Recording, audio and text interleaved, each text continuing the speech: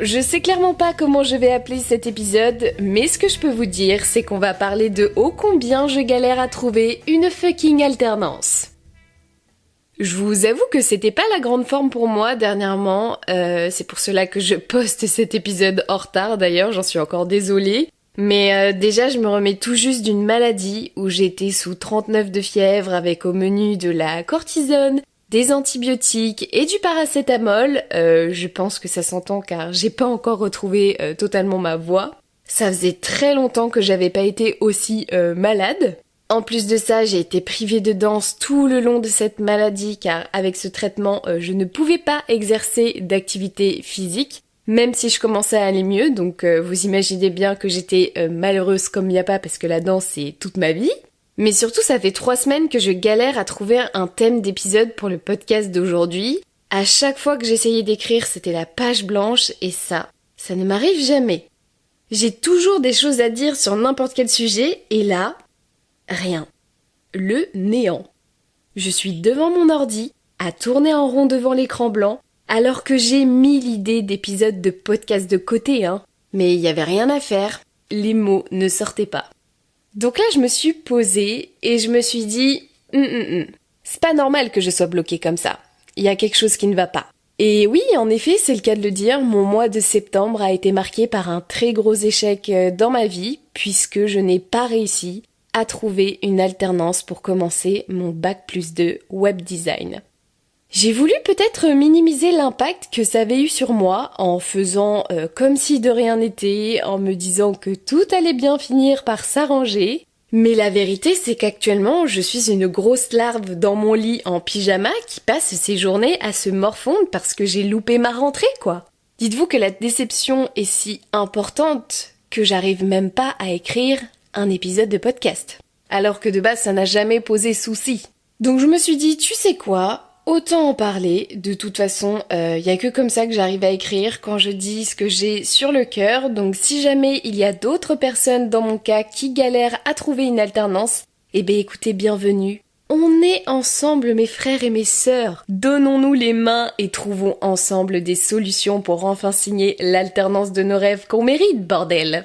Dans cet épisode, je vais vous raconter toute mon histoire concernant ma recherche d'alternance, à qui j'ai fait appel pour m'aider, comment j'ai procédé pour mes recherches, et surtout qu'est-ce que je compte faire à l'avenir pour enfin signer ce précieux contrat d'alternance. Pour mieux contextualiser le sujet, je vais revenir 1 an en arrière, lorsque je me suis sentie prête à changer de métier. Parce que pour ceux qui ne le savent pas, moi de base je suis coiffeuse. J'ai commencé mon apprentissage à 14 ans car j'étais passionnée très tôt par ce métier. J'ai fait 6 ans d'études en alternance qui se sont très bien passées. J'ai toujours eu la chance de trouver très facilement des employeurs. J'ai obtenu mon CAP, mon BP coiffure et j'ai terminé ma formation par un bac pro perruquier posticheur. Ensuite, j'ai eu l'opportunité de travailler dans le milieu artistique via des shootings photos, courts-métrages et opéras, mais aussi dans le milieu du médical en institut capillaire pour les personnes atteintes de perte de cheveux, et plus traditionnellement en salon de coiffure, que ce soit du petit salon de province au plus prestigieux dans les grandes villes. Après 12 ans à travailler dans la coiffure, j'ai décidé de faire une pause pour des raisons que je citerai peut-être dans un autre épisode car ça risque d'être très long. Mais si vous avez déjà écouté mes 2 épisodes Coiffeur, l'enfer du métier et Coiffeur, métier de cœur, vous avez déjà une petite idée de ce qui m'a poussée à prendre cette décision. Avant de mettre en place quoi que ce soit, j'ai d'abord fait appel à une conseillère en évolution professionnelle. C'est une aide de l'État totalement gratuite pour toutes les personnes qui souhaitent faire le point sur leur situation professionnelle. Il suffit de prendre rendez-vous en ligne sur Mon conseil en évolution professionnelle, de sélectionner sa localisation et de se mettre en relation avec un conseiller qui sera là pour répondre à toutes vos interrogations. Ça peut être pour vous aider à trouver un nouvel emploi, à trouver une formation, ouvrir votre entreprise, vous renseigner sur vos droits, avoir différentes solutions pour quitter votre entreprise, etc. Moi, dans mon cas, j'avais fait appel à elle pour trouver une école qui me permettrait de me former au métier d'UX/UI designer. Et là, vous allez me dire, mais Tata Dolly, c'est quoi ce métier chelou que tu viens de nous dire là ? Explique-nous, on comprend pas de quoi tu parles là. En gros, l'UX/UI design, c'est le métier d'une personne qui s'occupe de gérer l'expérience utilisateur, UX signifie User Experience, et l'interface utilisateur, UI signifie User Interface. Pour vous donner un exemple, imaginez que vous avez envie de créer votre propre agenda. Vous avez envie de sortir une application de planeur destinée aux étudiants pour la rentrée par exemple. Vous allez donc faire appel à un UX UI designer pour la conception de ce projet. C'est-à-dire moi en l'occurrence. Eh bien pour la partie UX, expérience utilisateur, je vais m'occuper de rendre cette application de planeur la plus intuitive possible, de manière à ce que les futurs utilisateurs comprennent facilement le mode de fonctionnement de cet agenda, en le confirmant via des tests utilisateurs et en prenant en compte les besoins des étudiants tout en respectant les éléments principaux de votre concept. Quant à la partie UI, l'interface utilisateur, mon but, ça sera de rendre cet agenda très attractif visuellement. Grâce aux couleurs, à la typographie, le choix des photos, des vidéos, du motion design, le but, c'est de définir l'identité visuelle de votre agenda et de le rendre très agréable pour donner encore plus envie de l'utiliser. On procède d'abord avec du maquettage et ensuite on travaille en collaboration avec des développeurs web pour donner enfin naissance à votre projet. C'est pas génial comme métier franchement ? Et là, je parle de la création d'une application d'un agenda, mais ça peut être aussi bien pour la conception d'un jeu vidéo, d'une application de sport sur mobile, d'un site web pour une entreprise, ou même n'importe quel produit que tu as envie de commercialiser en fait. J'ai découvert ce métier quand justement j'étais en totale remise en question de ma vie professionnelle. J'ai fait, vous savez, le fameux Ikigai. C'est le schéma avec les 4 cercles qui vous permet de définir votre métier idéal, entre guillemets, à partir de ce que vous aimez, de ce en quoi vous êtes doué, ce dont le monde a besoin et ce pourquoi vous pouvez être payé.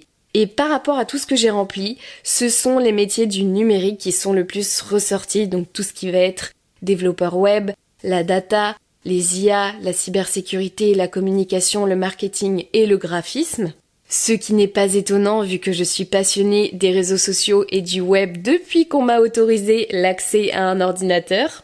À 16 ans, j'ai créé ma page Facebook où je partageais des photos de mes créations en coiffure. À 18 ans, j'ai ouvert ma chaîne YouTube pour partager des tutoriels de maquillage artistique. À 20 ans, j'ai partagé mes premiers contenus courts sur TikTok et Instagram. Puis à 25 ans, j'ai lancé mon podcast Dolly's Talk, enfin bref. Avec du recul, c'est un peu la suite logique que je travaille dans ce corps de métier finalement. Reste à savoir sur quoi j'allais me diriger parce que les métiers du web, il y en a énormément. Donc le choix n'était pas évident, j'étais assez perdue dans tous ces métiers au début. Mais vu que j'ai une très grande appétence pour tout ce qui est visuel, j'aime beaucoup la beauté, l'art de manière générale et la réflexion, la psychologie autour de ça. Donc c'est tout naturellement que je me suis orientée vers le métier du UX/UI design. Mais il y en a d'autres qui pouvaient tout à fait me correspondre, comme community manager, monteuse vidéo, cadreuse, marketing, communication, radio, etc. Mais designer UX/UI restait quand même le métier qui m'attirait le plus et me donnait le plus envie. Donc je me suis renseignée pour savoir comment on devient une designeuse UX/UI. J'ai regardé plein de sites, de vidéos, etc. Et à ma grande surprise, j'ai appris qu'il fallait que je reprenne mes études. Ouais, après 6 ans d'études en coiffure, je suis censée repartir pour 3 à 5 années d'études dans le design. Heureusement que je suis motivée, hein. En fait, c'est bête, mais je m'étais dit que pour faire ce métier-là, il y avait forcément une formation un peu plus rapide de 1 an, genre maximum, finançable par le CPF qui devait exister, quoi. Alors oui, dans un monde idéal, ça aurait été parfait. Mais la réalité, c'est que ça ne se passe pas comme ça, en fait. Il faut 3 ans d'études minimum après le bac pour avoir le statut de concepteur designer UX/UI. Mais tu peux aussi aller jusqu'au master en rajoutant 2 ans de plus, ce qui est fortement recommandé, pour te spécialiser dans un domaine en plus, style la data, les IA, la cybersécurité, le management, chef de projet, etc. Et ben ça tombe bien que je suis vraiment très motivée à faire ma reconversion parce que j'avoue que je m'attendais pas à refaire autant d'années d'études pour me former dans ce métier. Mais bon, si c'est pour me garantir une formation complète et le salaire qui va avec, écoutez, je ne vais pas faire ma difficile, hein. Je parle donc de ce projet à ma conseillère en évolution professionnelle qui était d'une gentillesse incroyable. Franchement, elle a été d'un véritable soutien dans ma transition professionnelle. On se donnait rendez-vous à peu près une fois par mois.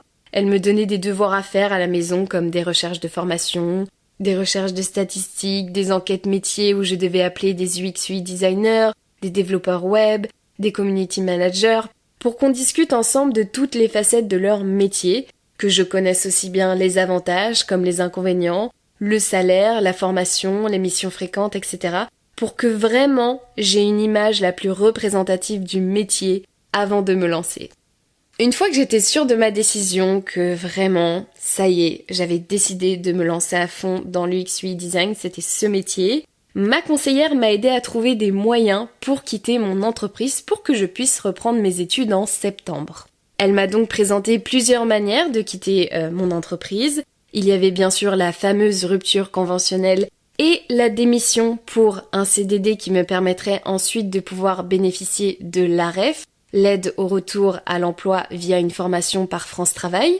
Mais il existe aussi d'autres possibilités que personnellement je n'avais pas connaissance avant, comme la démission reconversion qui permet de quitter son CDI pour se reconvertir dans un autre métier après une longue carrière. Il y a aussi la transition pro qui permet de se former à un nouveau métier tout en conservant son travail actuel en faisant simplement une pause dans son CDI. Et l'inaptitude professionnelle qui permet de démontrer que vous ne pouvez plus exercer ce métier pour raison de santé et que vous devez donc vous réorienter professionnellement.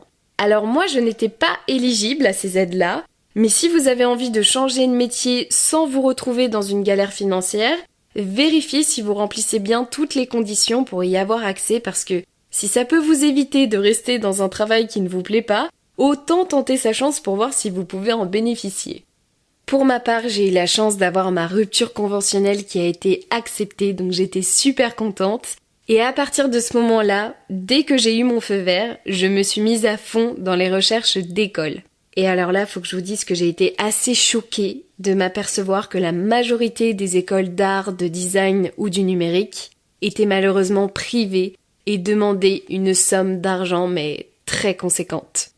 La première école que j'ai visitée, c'était une des écoles les plus populaires pour apprendre les métiers du numérique. Les locaux étaient magnifiques, tout était beau, tout était pensé pour faire rêver les étudiants et d'ailleurs c'était même les anciennes premières années qui te faisaient la visite guidée pour t'aider à bien te projeter, à bien te rassurer.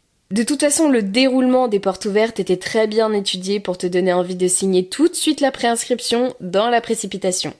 Seulement quand il s'agit de payer tes 2 premières années la somme de 14 000 euros, tu ne signes pas en fait. Surtout qu'ils ont été clairs sur le fait que France Travail ne finançait pas du tout ce genre de formation, qu'il fallait souvent faire un prêt étudiant, plus prendre un travail à côté pendant toute la durée de la formation. Comment vous dire que non en fait. En plus, j'ai calculé à combien ça revenait si je payais tout pour les 5 années. Ça revenait à 30 voire 35 000 euros. Mais au secours! Suite à ça, j'ai décidé de visiter une autre école qui était moins chère et proposé de s'allier avec France Travail. Je crois que ça revenait à 6 000 euros les 2 ans de mémoire. Donc si j'alliais mon compte CPF plus l'AREF de France Travail, ça aurait pu passer. Même si je vous avoue que cette école, pour le coup, elle vendait clairement pas du rêve, c'était un vieil établissement, les élèves avaient l'air déprimés là-dedans, c'était une ambiance assez lourde à l'intérieur, mais bon. Après tout, moi ce que je voulais, c'était juste trouver une école dans laquelle je puisse me former tout en étant accessible financièrement, quoi. Eh bien, heureusement que je n'ai pas choisi cette école, parce que si je m'étais inscrite là-bas, ma formation n'aurait probablement pas eu lieu, car ce centre de formation est actuellement en redressement judiciaire. Voilà. Pas ouf, vraiment. Et franchement, j'ai eu de la chance parce que c'était vraiment là où je devais aller de base. Jusqu'à ce que ma conseillère me propose une autre école qu'elle avait trouvée qui me permettait de commencer dès ma première année en alternance. Chose que je souhaitais depuis le début en fait, mais toutes les écoles que j'avais visitées jusqu'à maintenant ne proposaient pas de faire en alternance les premières années. Au début, c'était toujours de l'initial, donc H24 à l'école, et seulement la 2e voire la 3e année, on avait la possibilité de le faire en alternance. Je décide donc de visiter cette école, je m'y sens tout de suite bien, les locaux sont très agréables, propres, lumineux, modernes, franchement ça donne envie d'aller travailler là-bas. J'adore la manière dont ils présentent le programme, le rythme d'alternance école est parfait, Tout est très pro. Ils n'obligent même pas à signer des papiers de préinscription comme les autres écoles pour vous dire. Donc vraiment, je suis sous le charme. Et en plus de ça, quand la nana qui s'occupait des portes ouvertes m'a confirmé que, en effet, c'était possible de faire cette formation de la première à la 5e année en full alternance, j'avoue, j'ai eu des étoiles plein les yeux, j'avais envie de pleurer. C'était juste parfait, c'était tout ce que je voulais. Ça y est, j'avais enfin trouvé l'école de mes rêves. En plus, elle était juste à côté de chez moi, enfin c'était vraiment parfait. J'avais même pas besoin de monter un dossier avec France Travail et d'allier mon compte CPF pour financer cette formation. J'avais juste à trouver un patron et je pouvais commencer. Après tout ça, avec ma conseillère, on décide de mettre fin à notre travail ensemble, car il me restait juste à trouver un employeur en fait. J'ai eu ma rupture conventionnelle, j'ai trouvé mon école, j'ai eu un rendez-vous avec ma conseillère France Travail pour valider mon projet. D'ailleurs, ma conseillère France Travail était elle aussi très adorable. Il me manquait plus qu'un employeur pour signer mon contrat d'apprentissage en fait. Et je pourrais enfin démarrer cette nouvelle aventure. Une fois la préinscription faite, mon école a été d'un très bon soutien. Chaque mois, j'avais un appel de suivi avec une dame et on faisait le point sur mes recherches d'entreprise. Et j'ai également suivi un de leurs ateliers dédiés à la recherche d'alternance. On était coachés sur notre CV, sur notre lettre de motivation, la création d'un portfolio et des exercices pour être à l'aise lors d'entretiens. Ça paraissait tellement facile à ce moment-là, je me voyais déjà à la ligne d'arrivée, mais j'étais loin de me douter qu'il me restait encore des kilomètres et des kilomètres à faire. Je peux vous dire que pendant 4 mois non-stop, j'ai bossé comme une ouf sur ma recherche d'alternance. J'ai envoyé au total 120 candidatures personnalisées. J'ai relancé par téléphone. J'ai fait du porte-à-porte. J'ai travaillé mon réseau LinkedIn. J'ai même fini par créer un CV vidéo qui a fait 14 000 vues pour au final décrocher qu'un seul entretien qui a mené à une journée d'essai. Tout ça pour qu'on m'annonce à 3 jours de ma rentrée que finalement, on ne me prend pas. Mais quelle vie, franchement! Tu comprends maintenant pourquoi j'étais dans un mauvais mood une bonne partie du mois de septembre. Clairement, j'ai vu tout le monde faire sa rentrée, ok? Tout le monde était en mode « Ouais, trop bien, it's September, nouveaux objectifs, c'est la rentrée, ha ha hi ha ha ». Et moi, j'étais là, dans mon appart, avec tous mes espoirs complètement brisés. Alors que de base, je suis une nana qui ne l'a jamais l'affaire. Souvent, quand je veux quelque chose, je finis toujours par l'avoir parce que je ne baisse jamais les armes. Mais je m'étais tellement imaginé ma rentrée, à démarrer ce nouveau travail. Depuis 1 an, je m'étais tellement fait des films à projeter cette nouvelle aventure en ce mois de septembre, que j'étais triste quoi. Mais j'étais d'une tristesse, à souhait. Je me disais mais pourquoi? Pourquoi ça m'arrive à moi? En plus, c'est pas comme si je ne savais rien faire quoi. Ok, je veux apprendre le métier du UX/UI designer. Ça, j'avoue, j'y connais rien, mais en même temps, je suis là pour apprendre. Mais en échange, si tu veux, je te fais du montage vidéo, je te fais des photos, je t'anime ton podcast, je te fais du graphisme, du storytelling, enfin bref, je sais faire des choses, quoi. C'est pas comme si je partais de zéro. Eh ben non, ça ne s'est pas fait. Pas de rentrée pour Tata Dolly en web design. Je me suis quand même demandé si on m'avait pas jeté un sort quand même, hein.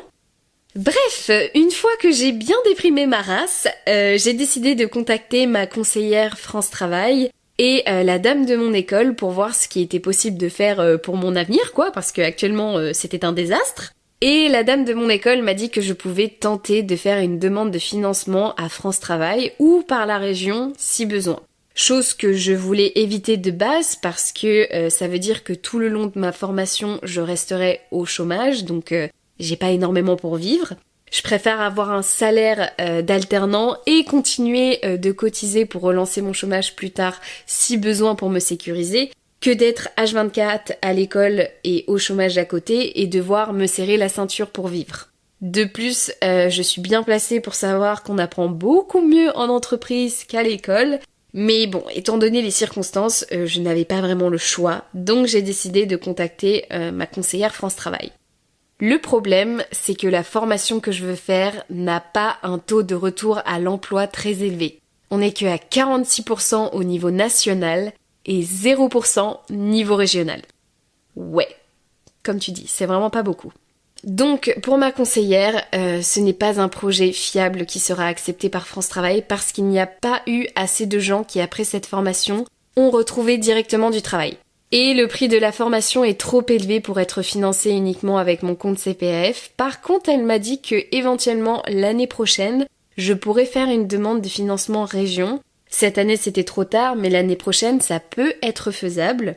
Le seul problème auquel je m'expose dans cette situation, c'est que quand j'aurai terminé cette formation, il me restera 3 mois de chômage. Et si je ne trouve pas de travail par la suite, chose qui dans la région où j'habite est plutôt difficile à trouver si on se fie aux statistiques, je risque d'être exposée à être au RSA, chose que je ne veux absolument pas.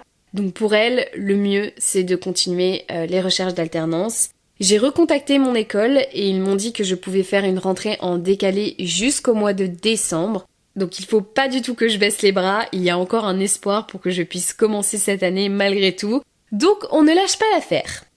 L'objectif de ces prochains mois, ça va être de diversifier un maximum le type d'entreprise auquel je propose ma candidature. Puisque jusqu'à maintenant, je proposais mon travail uniquement dans des agences de communication, de publicité, de sites web, applications, assurances, banques et opérateurs. Et ben là, le but, c'est d'aller chercher dans tout ce qui reste.